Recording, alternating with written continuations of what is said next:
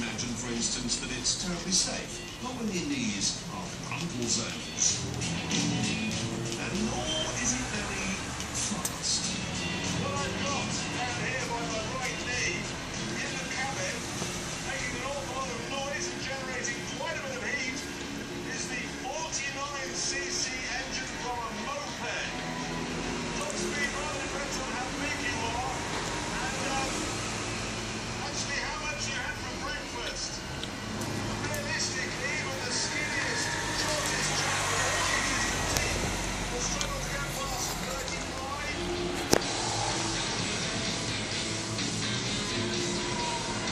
Something else I've just thought of as well. I have to pay congestion charge in this part of London, but the camera crew in the Lexus 4x4 don't because it's a hybrid.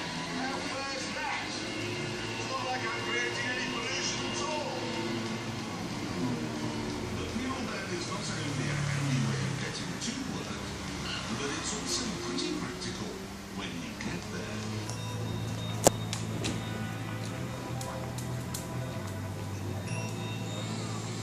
Normally, the BBC make you moor up in an underground car park where the bays are only big enough for ethnic geese bicycles and fair trade G-whizzes.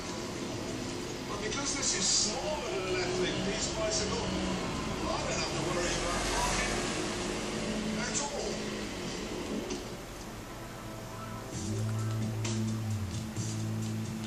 The great thing about a car this small is that it's very light, which means that when you get to work, you just pick it up and carry it inside.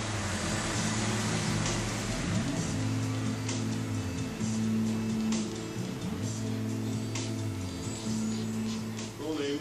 In the Top Gear office, the team were keen to know more about the P50. I give you the future, young men and women. Here's the P50. It's 4.5 horsepower. You know those little tights cars that all kids have got? That's exactly the same, one door. I've never seen the Top Gear team so enthusiastic about any car. Well, that's up on a building set down in the car park. Oh, a new Ferrari down there. Not interested in this. Even John Humphrey's dropped by for a look. No. What can't you just clean? Really, 4,000, right me. 4,000 quid.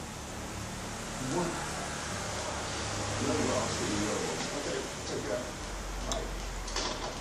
Who's got the car?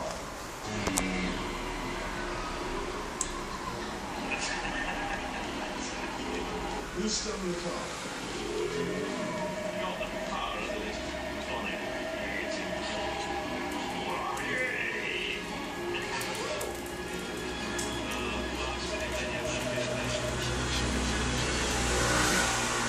Please don't just steal our friends. Mind? Thanks very much indeed. Johnny, nice of you. Soon on the summon to an important BBC meeting. Most of the people going would be walking. I was running late and decided to use the car.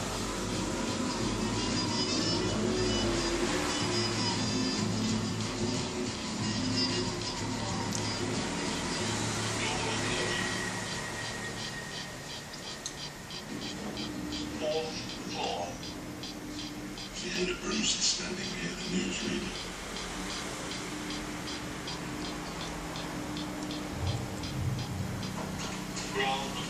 Sorry, Fiona, could you give me a push? Push out? Please, because it's got no reverse gear, so...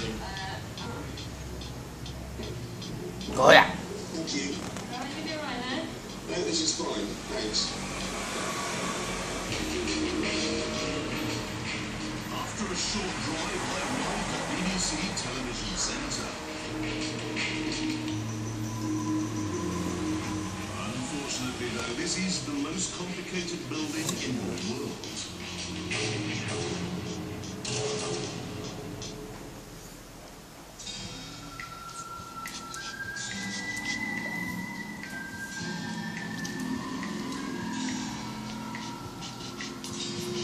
I've worked at the BBC for 20 years and I still don't know where I'm going. Tomorrow's World was cancelled, not because the programme wasn't interesting anymore, it was simply because Judith Hart was listed here. Remember John Noakes, Peter Crouch and Blue Peter? They're in here somewhere, lost. Hello, can anyone help? Hands. Mr. Roberts, this.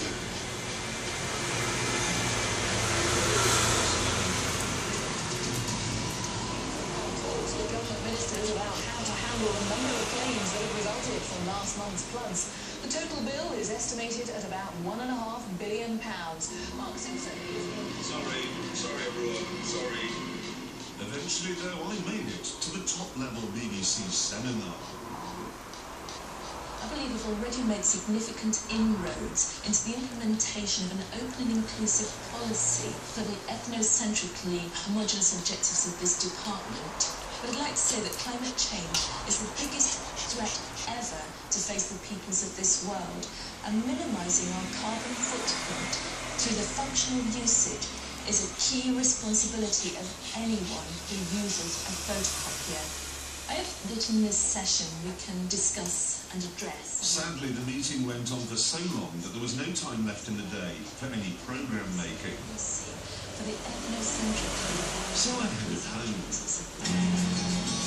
I really do think that today I have seen the future, and it comes from 1963. This PLP 50 really is absolutely brilliant.